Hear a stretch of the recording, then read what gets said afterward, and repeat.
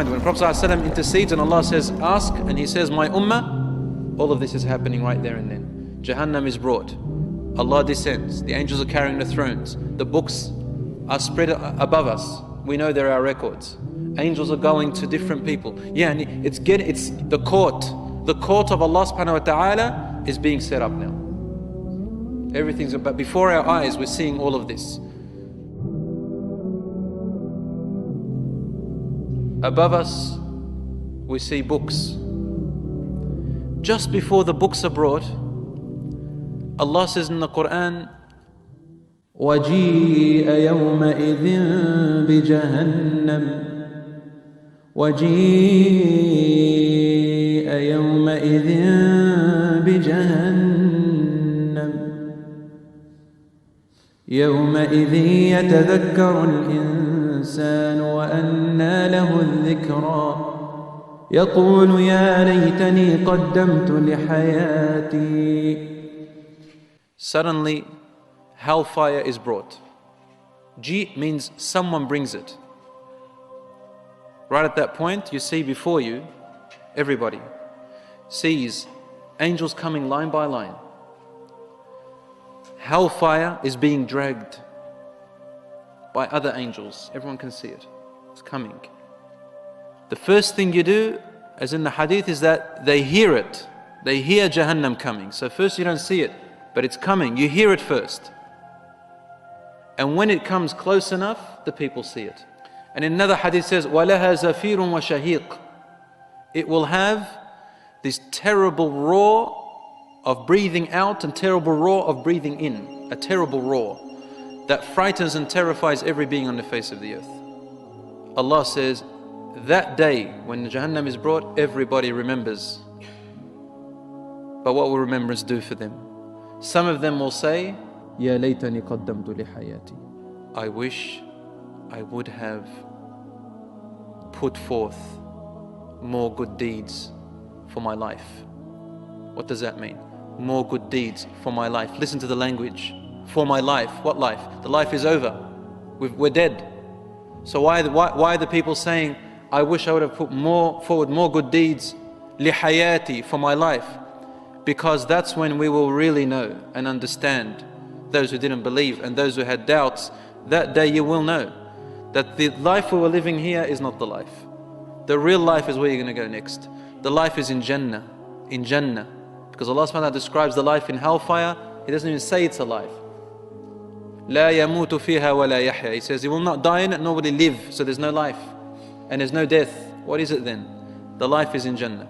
So they will say, oh, I wish, in other words, I could have done more for my good life, to enter Jannah and live a life. That's when they see Jahannam.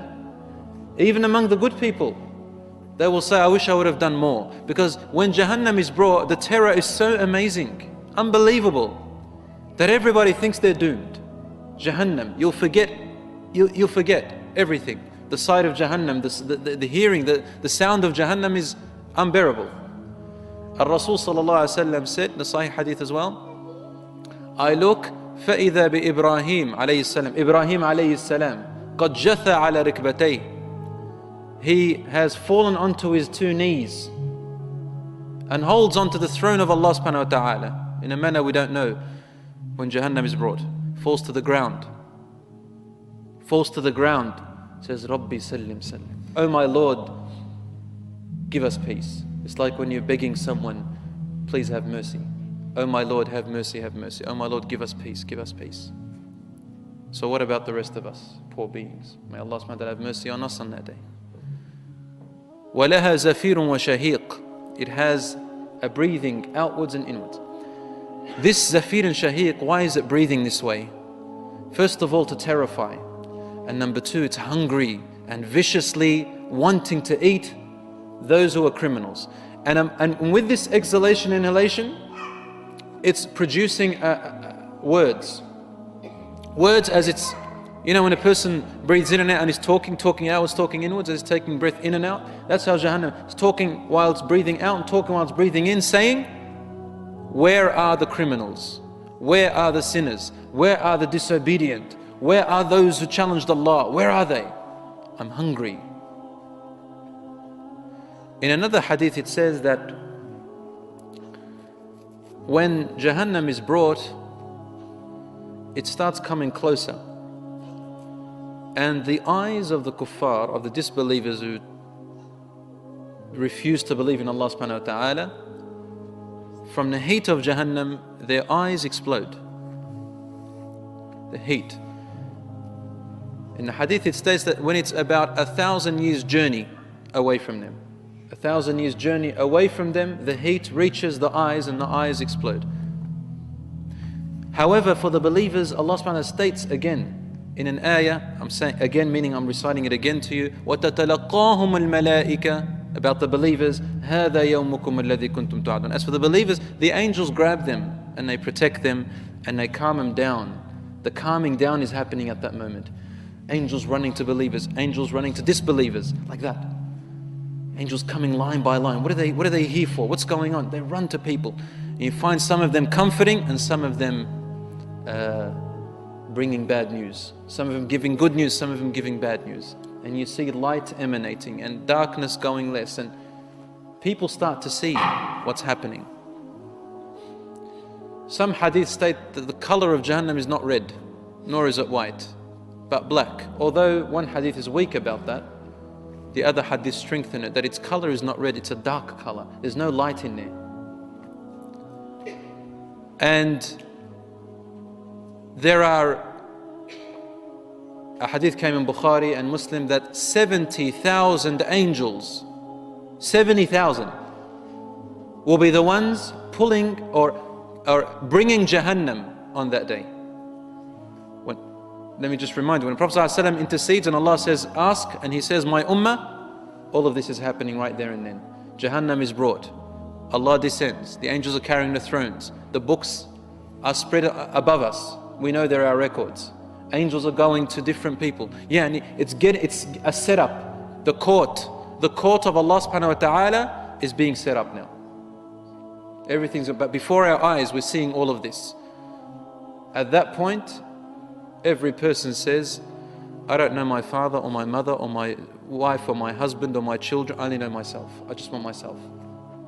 I am ready not to give even one hasana away. I can't afford it. That's how terrifying it's going to be. 70,000 angels bring Jahannam. How do they bring them? How do they bring them? The hadith states that these 70,000, they hold Jahannam back. So they're grabbing it. Allah says in the Quran, when it sees them from a far distance,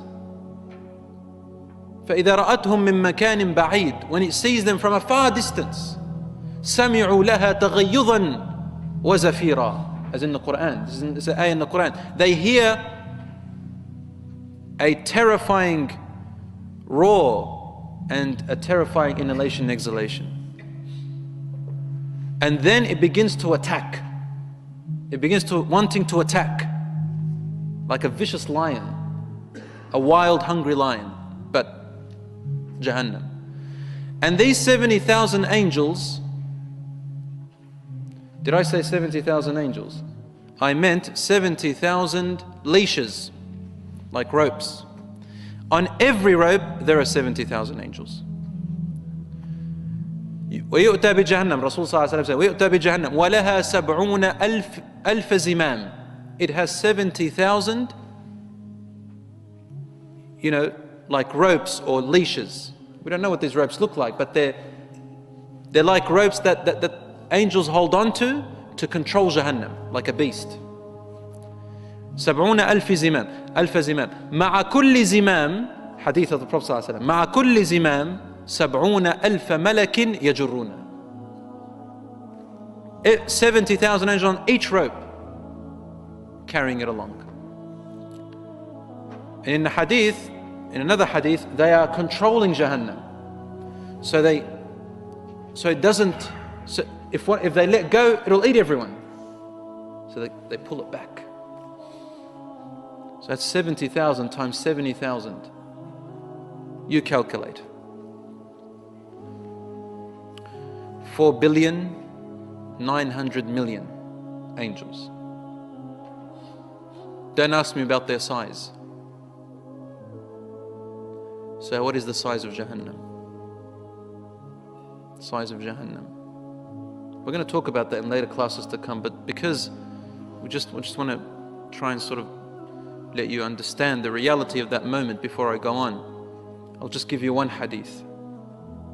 That the Prophet ﷺ was walking, this is Sahih hadith in Bukhari and Muslim. He was walking with his companions and then they heard a rumble, like an earthquake. Rumble. This rumble was strange.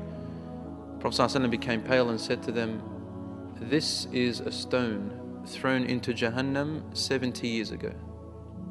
Stone dropped into Jahannam 70 years ago.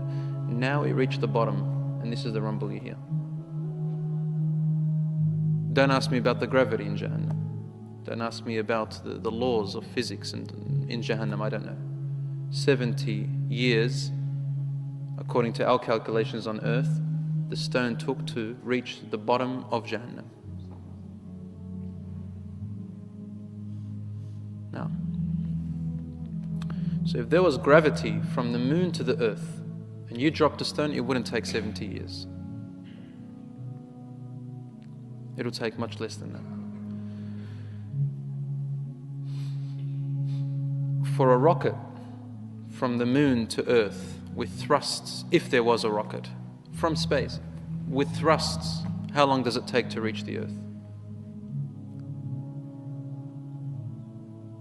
So Allahu A'lam.